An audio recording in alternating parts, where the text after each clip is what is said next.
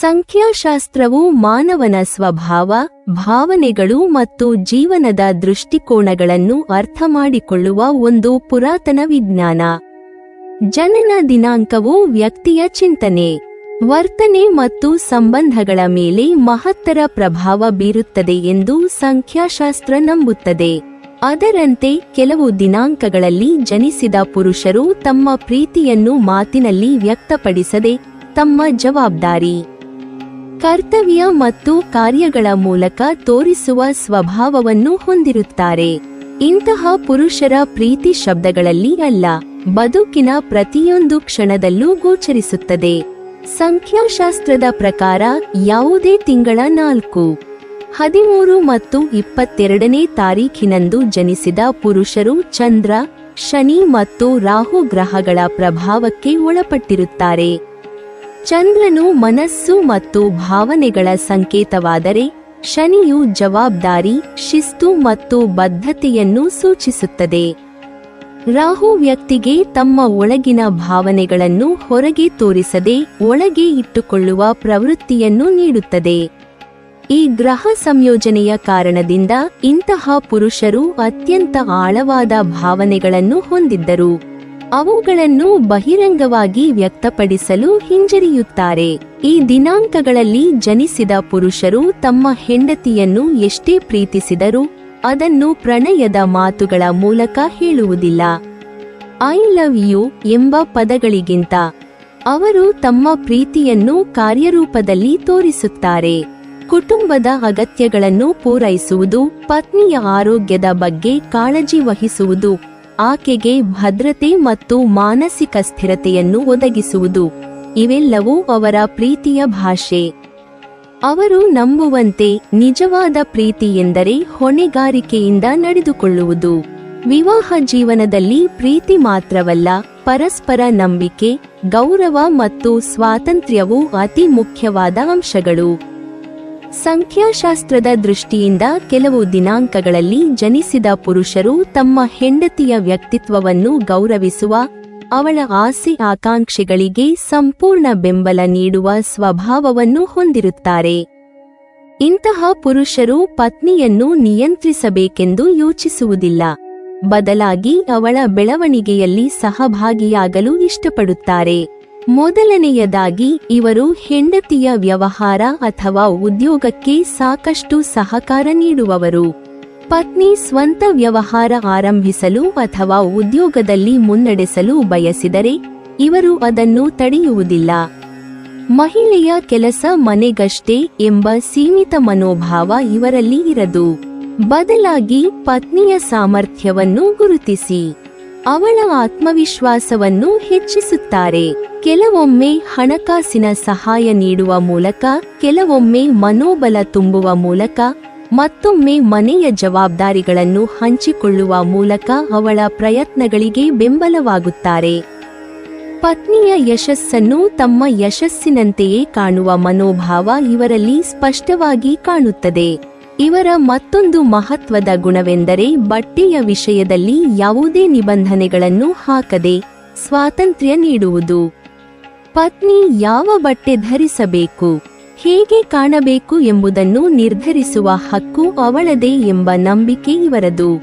ಸಂಪ್ರದಾಯ ಅಥವಾ ಸಮಾಜದ ಮಾತುಗಳ ಹೆಸರಿನಲ್ಲಿ ಪತ್ನಿಯ ಸ್ವಾತಂತ್ರ್ಯವನ್ನು ಕಡಿಮೆ ಮಾಡುವುದನ್ನು ಇವರು ಇಷ್ಟಪಡುವುದಿಲ್ಲ.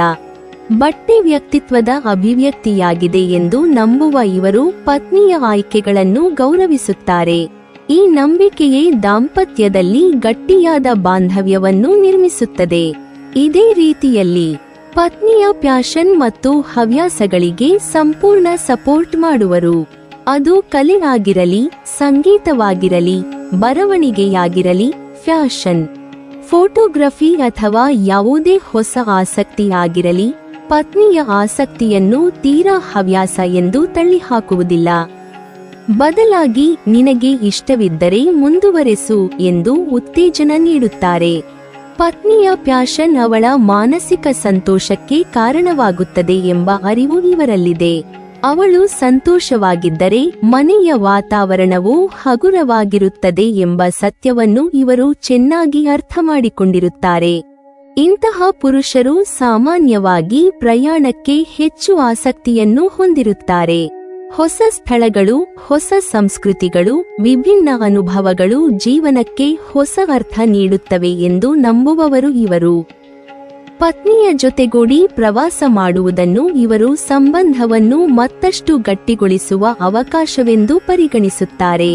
ಕೆಲವೊಮ್ಮೆ ಕೆಲಸದ ಒತ್ತಡದ ನಡುವೆ ಸಣ್ಣ ಪ್ರವಾಸವಿರಲಿ, ಇಲ್ಲವೇ ದೀರ್ಘಕಾಲದ ಯೋಜಿತ ಟ್ರಿಪ್ ಆಗಿರಲಿ, ಇಂತಹ ಕ್ಷಣಗಳು ದಾಂಪತ್ಯ ಜೀವನದಲ್ಲಿ ಹೊಸ ಉಲ್ಲಾಸವನ್ನು ತುಂಬುತ್ತವೆ ಎಂದು ಇವರು ನಂಬುತ್ತಾರೆ. ಪ್ರಯಾಣದ ವೇಳೆ ಪತ್ನಿಯ ಆರಾಮ, ಸುರಕ್ಷತೆ ಮತ್ತು ಸಂತೋಷಕ್ಕೆ ಹೆಚ್ಚು ಗಮನ ನೀಡುತ್ತಾರೆ. ಪ್ರಯಾಣ ಕೇವಲ ಮನರಂಜನೆಗಾಗಿ ಅಲ್ಲ, ಪರಸ್ಪರ ಒಬ್ಬರನ್ನೊಬ್ಬರು ಇನ್ನಷ್ಟು ಅರ್ಥ ಮಾಡಿಕೊಳ್ಳುವ ಅವಕಾಶವೂ ಹೌದು ಎಂಬುದನ್ನು ಇವರು ಮನಗಂಡಿರುತ್ತಾರೆ. ಅದಕ್ಕಾಗಿಯೇ ಟ್ರಾವೆಲ್ ಇವರಿಗೆ ಕೇವಲ ಹವ್ಯಾಸವಲ್ಲ, ಅದು ಸಂಬಂಧವನ್ನು ಬಲಪಡಿಸುವ ಒಂದು ಮಾರ್ಗವಾಗಿದೆ. ಇಂತಹ ಪುರುಷರು ತಮ್ಮ ಹೆಂಡತಿಯನ್ನು ನಿಯಂತ್ರಿಸುವ ಬದಲು ಅವಳ ಸ್ವಾತಂತ್ರ್ಯವನ್ನು ಗೌರವಿಸುವ ಜೀವನ ಸಂಗಾತಿಗಳು. ವ್ಯವಹಾರ, ಬಟ್ಟೆ, ಫ್ಯಾಷನ್ ಅಥವಾ ಪ್ರವಾಸ, ಪ್ರತಿಯೊಂದು ವಿಷಯದಲ್ಲೂ ಪತ್ನಿಯ ಆಯ್ಕೆಗಳಿಗೆ ಬೆಂಬಲ ನೀಡುವ ಮೂಲಕ ದಾಂಪತ್ಯವನ್ನು ನಂಬಿಕೆ ಮತ್ತು ಗೌರವದ ಮೇಲೆ ಕಟ್ಟುತ್ತಾರೆ. ಇಂತಹ ಸಂಬಂಧದಲ್ಲಿ ಪ್ರೀತಿ ಶಬ್ದಗಳಲ್ಲಿ ಕಡಿಮೆ ಇದ್ದರೂ ಸ್ವಾತಂತ್ರ್ಯ, ಸಹಕಾರ ಮತ್ತು ಪರಸ್ಪರ ಗೌರವದ ರೂಪದಲ್ಲಿ ಅದು ಪ್ರತಿದಿನವೂ ವ್ಯಕ್ತವಾಗುತ್ತಿರುತ್ತದೆ. ಈ ಪುರುಷರು ಅತ್ಯಂತ ಸೂಕ್ಷ್ಮ ಹೃದಯಿಗಳಾಗಿರುತ್ತಾರೆ. ಪತ್ನಿ ದುಃಖದಲ್ಲಿದ್ದರೆ ಅವರ ಮನಸ್ಸು ಒಳಗಿಂದ ಒಳಗೆ ನೋವಿನಿಂದ ಕುದಿಯುತ್ತದೆ. ಆದರೆ ತಮ್ಮ ದುಃಖವನ್ನು ಅಥವಾ ಅಶಾಂತಿಯನ್ನು ಹೆಂಡತಿಯ ಮುಂದೆ ತೋರಿಸಿಕೊಳ್ಳುವುದಿಲ್ಲ. ನಾನು ದುಃಖದಲ್ಲಿದ್ದೇನೆ ಎಂದು ಹೇಳುವುದಕ್ಕಿಂತ ಅವಳ ದುಃಖವನ್ನು ಕಡಿಮೆ ಮಾಡಲು ಮೌನವಾಗಿ ಪ್ರಯತ್ನಿಸುತ್ತಾರೆ. ಕೆಲವೊಮ್ಮೆ ಈ ಮೌನವೇ ಪತ್ನಿಗೆ ತಪ್ಪಾಗಿ ಅರ್ಥವಾಗಬಹುದು. ಹೆಂಡತಿಗೆ ಇವರು ನನ್ನ ಬಗ್ಗೆ ಕಾಳಜಿ ವಹಿಸುತ್ತಿಲ್ಲವೋ ಎಂಬ ಅನುಮಾನ ಹುಟ್ಟುವ ಸಾಧ್ಯತೆಯೂ ಇದೆ. ಆದರೆ ವಾಸ್ತವದಲ್ಲಿ ಅವರ ಕಾಳಜಿ ಅತ್ಯಂತ ಆಳವಾದದ್ದಾಗಿರುತ್ತದೆ. ಶನಿಯ ಪ್ರಭಾವದಿಂದಾಗಿ 4, 13 ಮತ್ತು 22ನೇ ತಾರೀಖಿನಲ್ಲಿ ಜನಿಸಿದವರು ಗಂಭೀರ ಸ್ವಭಾವದವರಾಗಿರುತ್ತಾರೆ. ಜೀವನವನ್ನು ಶಿಸ್ತಿನ ಸಿಪಾಯಿಯಂತೆ ನಡೆಸುವ ಇವರು ಪ್ರೀತಿಯನ್ನು ಮನರಂಜನೆ ಅಥವಾ ತಾತ್ಕಾಲಿಕ ಭಾವನೆ ಎಂದು ಪರಿಗಣಿಸುವುದಿಲ್ಲ. ಅವರಿಗೆ ಪ್ರೀತಿ ಎಂದರೆ ಒಂದು ಜವಾಬ್ದಾರಿ, ಒಂದು ವಚನ, ಒಂದು ಶಪಥ. ಅವರು ಹೆಂಡತಿಯನ್ನು ಗೌರವದಿಂದ ಕಾಣುತ್ತಾರೆ ಮತ್ತು ಅವಳನ್ನು ತಮ್ಮ ಜೀವನದ ಅವಿಭಾಜ್ಯ ಭಾಗವೆಂದು ಭಾವಿಸುತ್ತಾರೆ. ಬಹಿರಂಗವಾಗಿ ಪ್ರೀತಿಯನ್ನು ತೋರಿಸುವುದನ್ನು ಕೆಲವೊಮ್ಮೆ ತಮ್ಮ ದೌರ್ಬಲ್ಯವೆಂದು ಭಾವಿಸುವ ಇವರು ಶಾಂತವಾಗಿ, ಸ್ಥಿರವಾಗಿ ತಮ್ಮ ಜೀವನವನ್ನು ಸಾಗಿಸುತ್ತಾರೆ. ಪ್ರಣಯದ ಮಾತುಗಳನ್ನು ಆಡದಿದ್ದರೂ ಕುಟುಂಬದ ಯಾವುದೇ ನ್ಯೂನತೆ ಆಗದಂತೆ ನೋಡಿಕೊಳ್ಳುತ್ತಾರೆ. ಹೆಂಡತಿಯ ಗೌರವ, ಆರೋಗ್ಯ ಮತ್ತು ಸುರಕ್ಷತೆ ಅವರಿಗೆ ಅತ್ಯಂತ ಮುಖ್ಯ. ಹಣಕಾಸಿನ ಸ್ಥಿರತೆ, ಮಕ್ಕಳ ಭವಿಷ್ಯ, ಕುಟುಂಬದ ಶಾಂತಿ ಇವೆಲ್ಲಕ್ಕೂ ಅವರು ಮೌನವಾಗಿ ಶ್ರಮಿಸುತ್ತಾರೆ. ಈ ದಿನಾಂಕಗಳಲ್ಲಿ ಜನಿಸಿದ ಪುರುಷರು ಕೋಪಗೊಂಡರೂ ಅದನ್ನು ಹೊರಗೆ ತೋರಿಸಿಕೊಳ್ಳಲು ಇಷ್ಟಪಡುವುದಿಲ್ಲ. ತಮ್ಮ ಅಸಮಾಧಾನವನ್ನು ಒಳಗೆ ಇಟ್ಟುಕೊಂಡು ಪರಿಸ್ಥಿತಿಯನ್ನು ಸರಿಪಡಿಸುವತ್ತ ಗಮನ ಹರಿಸುತ್ತಾರೆ. ಇವರಲ್ಲಿ ಹೆಂಡತಿಯನ್ನು ಬಿಟ್ಟು ಹೋಗುವ ಅಥವಾ ಸಂಬಂಧವನ್ನು ಮುರಿಯುವ ಆಲೋಚನೆಗಳು ಸಾಮಾನ್ಯವಾಗಿ ಹುಟ್ಟುವುದಿಲ್ಲ. ಒಮ್ಮೆ ಜೀವನ ಸಂಗಾತಿಯಾಗಿ ಸ್ವೀಕರಿಸಿದರೆ ಜೀವನ ಪೂರ್ತಿ ಜೊತೆಯಾಗಿರಬೇಕೆಂಬ ಬದ್ಧತೆಯನ್ನು ಹೊಂದಿರುತ್ತಾರೆ. ಸಂಖ್ಯಾಶಾಸ್ತ್ರದ ಪ್ರಕಾರ ಈ ದಿನಾಂಕಗಳಲ್ಲಿ ಜನಿಸಿದ ಪುರುಷರು ಪ್ರೀತಿಯ ವಿಷಯದಲ್ಲಿ ಅತ್ಯಂತ ನಿಷ್ಠಾವಂತರು. ವಿರಳವಾಗಿ ಮೋಸ ಮಾಡುತ್ತಾರೆ ಅಥವಾ ದ್ವಂದ್ವ ಭಾವನೆಗಳಿಗೆ ಒಳಗಾಗುತ್ತಾರೆ. ತಮ್ಮ ಹೆಂಡತಿಯನ್ನು ಕೇವಲ ಪ್ರೇಯಸಿಯಾಗಿ ಮಾತ್ರವಲ್ಲ, ತಮ್ಮ ಜವಾಬ್ದಾರಿಯಾಗಿ, ತಮ್ಮ ಕರ್ತವ್ಯವಾಗಿ ಪರಿಗಣಿಸುತ್ತಾರೆ. ಅದಕ್ಕಾಗಿಯೇ ಅವರ ಪ್ರೀತಿ ಆತುರದಿಂದ ಕೂಡಿರುವುದಿಲ್ಲ. ಅದು ನಿಧಾನ, ಗಂಭೀರ ಮತ್ತು ಸ್ಥಿರವಾಗಿರುತ್ತದೆ. ಪತ್ನಿ ಜೀವನದಲ್ಲಿ ಕಷ್ಟದ ಸಮಯಗಳನ್ನು ಎದುರಿಸಿದಾಗ ಇವರು ಮಾತಿನ ಮಳೆಗಿಂತ ಕೃತಿಗಳ ಮೂಲಕ ಬೆಂಬಲ ನೀಡುತ್ತಾರೆ. ಅವಳ ಪಕ್ಕದಲ್ಲೇ ನಿಂತು ಅವಳಿಗೆ ತಿಳಿಯದೆ ಅವಳ ಭಾರವನ್ನು ಹೊತ್ತುಕೊಳ್ಳುತ್ತಾರೆ. ಈ ಮೌನ ಪ್ರೀತಿ ಹೊರಗೆ ಕಾಣಿಸದಿದ್ದರು ಅದು ಅತ್ಯಂತ ಗಟ್ಟಿಯಾದ ಮತ್ತು ನಿಜವಾದ ಪ್ರೀತಿಯ ರೂಪವಾಗಿದೆ. ಒಟ್ಟಿನಲ್ಲಿ ಹೇಳುವುದಾದರೆ 4, 13 ಮತ್ತು 22ನೇ ತಾರೀಖಿನಲ್ಲಿ ಜನಿಸಿದ ಪುರುಷರ ಪ್ರೀತಿ ಮಾತಿನಲ್ಲಿ ಕಡಿಮೆ, ಆದರೆ ಅರ್ಥದಲ್ಲಿ ಅಪಾರ. ಇವರ ಪ್ರೀತಿಯನ್ನು ಅರ್ಥಮಾಡಿಕೊಳ್ಳಲು ಶಬ್ದಗಳ ಅಗತ್ಯವಿಲ್ಲ. ಅವರ ಕ್ರಿಯೆಗಳು, ತ್ಯಾಗಗಳು ಮತ್ತು ನಿರಂತರ ಜವಾಬ್ದಾರಿಯೇ ಸಾಕ್ಷಿ. ಇಂತಹ ಪುರುಷರ ಜೊತೆಗಿನ ಜೀವನವು ಶಬ್ದರಹಿತವಾದರೂ ಭದ್ರ, ಸ್ಥಿರ ಮತ್ತು ನಂಬಿಕೆಯಿಂದ ಕೂಡಿರುತ್ತದೆ.